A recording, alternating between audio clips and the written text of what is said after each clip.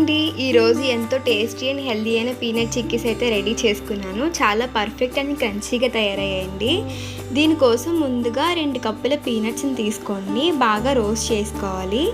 దీనికి 5 to 8 minutes వరకు time అయితే పడుతుందండి. స్టవ్ని మీడియం ఫ్లేమ్లో పెట్టుకొని మనం రోస్ట్ చేసుకోవాలి.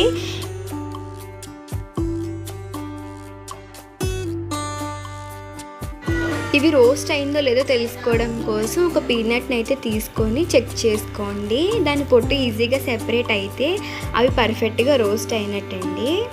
దీని తర్వాత వీటిని ఒక బౌల్లోకి అయితే తీసుకోండి. దాని తర్వాత ఒక క్లాత్ని తీసుకోండి.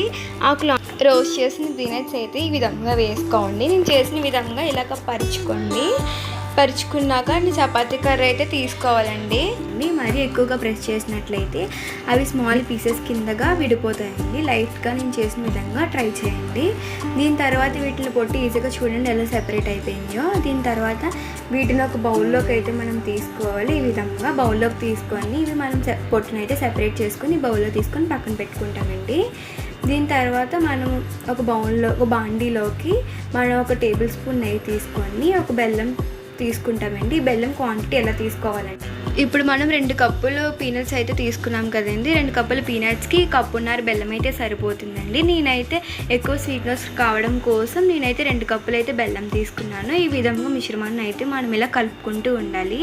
దీని తర్వాత అవి చూడండి అలాగా మిక్స్ అవుతున్నాయి. మనం ఎటువంటి వాటర్ కూడా ఇందులో యాడ్ చేయకూడదండి.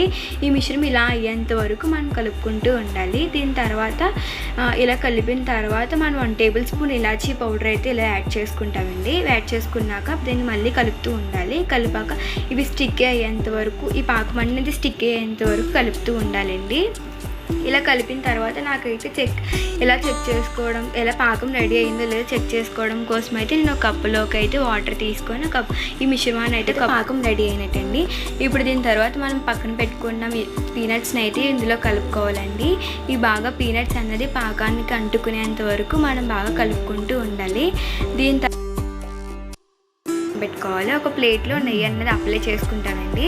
ఆ నెయ్యి అప్లై చేసుకునేది మిశ్రమాన్ని అయితే అందులో వేసుకొని మొత్తం ప్లేట్ అంతా మనం ఇలా ప్లేట్ మొత్తం మనం స్ప్రెడ్ చేసుకోవాలండి. నేనైతే మామూలుగా నాకు నచ్చిన విధంగా, మీకు నచ్చిన విధంగా ఏ షేప్లోనే కట్ చేసుకోవచ్చండి. ఇది వేడిగా ఉన్నప్పుడు మాత్రమే చేయగలము. నేనైతే స్క్వేర్ షేప్లో నచ్చినట్టుగా చేసుకున్నాను. మీకు నచ్చితే రౌండ్ షేప్లో, మీకు నచ్చిన డిఫరెంట్ షేప్స్లో అయితే మీరు ఇలా కట్ చేసుకోవచ్చండి. ఇది ఎప్పుడు వేడిగా ఉన్నప్పుడు మాత్రమే ఇది పాసిబుల్ అవుతుందండి. దీని తర్వాత నేనైతే ఈ విధంగా రెడీ చేసుకుంటున్నానండి.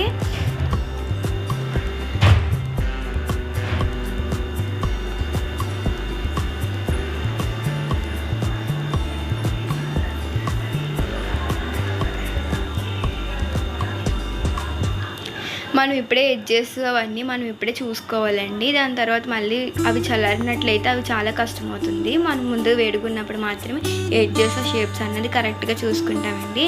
దీని తర్వాత ఇలా మనం సెపరేట్ చేసుకుంటాము. చూడండి ఎంతో టేస్టీగా ఎలాగా క్రంచీగా వచ్చినాయో. చాలా పర్ఫెక్ట్గా అయితే కుదిరాయండి. మీరు కూడా తప్పకుండా ఇంట్లో ట్రై చేయండి. ఇంట్లో అందరికీ చాలా బాగా నచ్చాయండి. పిల్లలు కూడా ఎంతో ఇష్టంగా తిన్నారండి. ఇవి పిల్లలకి ఎంతో ఇష్టపడతారు ఇటువంటి చిక్కీస్ అన్నది.